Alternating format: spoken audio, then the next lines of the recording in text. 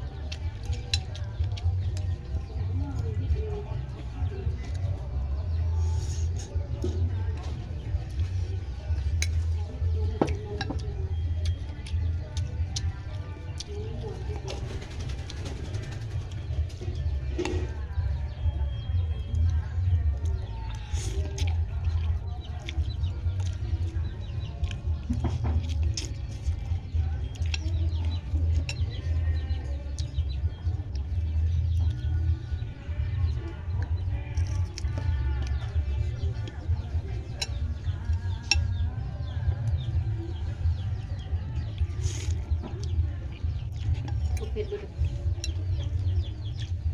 ดูลายสดอะไรสดอะไรสดกินน้องหัวด้วยกัน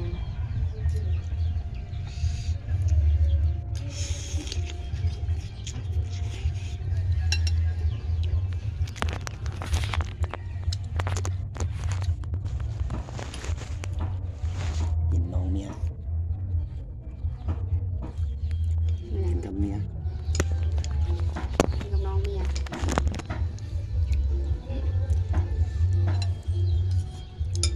อะไรสดจะกระเบื้องสัญญาณแม่บ้านอย่างนี้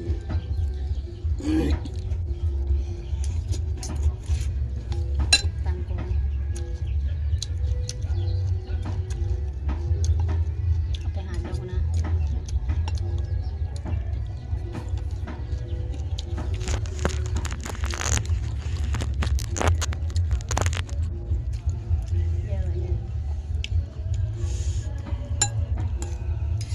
แม่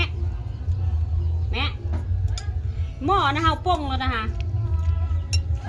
หม้อต้มน้องงัวสุกเลย